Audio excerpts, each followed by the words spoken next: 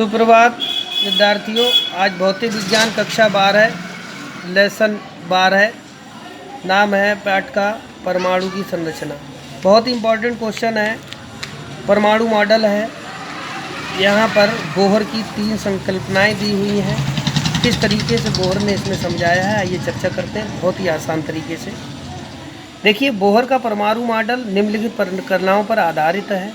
Number 1 उन्होंने ये बताया था कि ऋणावेशित इलेक्ट्रॉन नाभिक के चारों ओर बच्चों वृत्ताकार कक्षा में ही चक्कर लगाते हैं और प्रत्येक कक्षा में इलेक्ट्रॉन को घूमने के लिए एक अवकेंद्र बल की आवश्यकता होती है जो स्थिर आकर्षण विद्युत बल से प्राप्त होता है।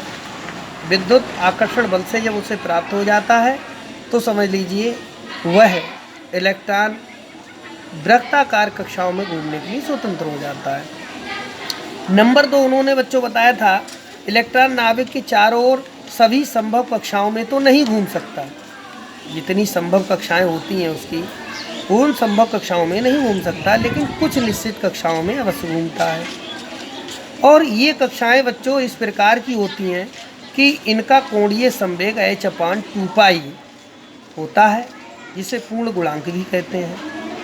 नंबर 3 बोहर ने बताया था कि स्थायी कक्षाओं में घूमते समय इलेक्ट्रॉन ऊर्जा का उत्सर्जन नहीं करता है।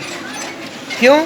n क्रम वाली स्थायी संख्याओं वाली घूमने के इलेक्ट्रॉन की ऊर्जा जो होती है वो En बराबर r c/n² होती है। स्थायी संख्या से घूमते समय इलेक्ट्रॉन की ऊर्जा स्थायी संख्या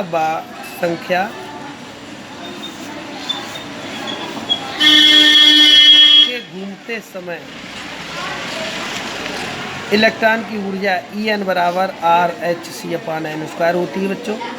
अब आइए इसके प्रतीकों पर ध्यान देते हैं। En बराबर इलेक्ट्रॉन की ऊर्जा, कैपिटल R रिडबर्ग नियतांक, स्मॉल h जो है प्लांक नियतांक, C प्रकाश का वेग होता है, n क्रम संख्या होती है। इनको बच्चों याद रखना है। इसी से हमें क्वेश्चन हल करना पड़ेंगे। चौथी परिकल्पना बताई थी बच्चों, जब इलेक्ट्रॉन किसी निम्न कक्षा से उच्च कक्षा में जाता है, यानी छोटी कक्षा से बड़ी कक्षा में जाता है, तो ऊर्जा आवेशित करके उच्च कक्षा में निम्न कक्षा में जाता है। ऊर्जा आवेशित करके वह उच्च कक्षा से निम्न कक्षा में चला जाता है। यही उसका क्रम चलता रहता है, उच्च से निम्न और निम्न से उच्च। तो यहाँ पर E2 - E1 ये ऊर्जा का अंतर है बच्चों, जो प्लांक नियतांक को यहाँ इसकी वेलोसिटी से गुणा करने पर प्राप्त होता है। hν जो है इसकी आवृत्ति है।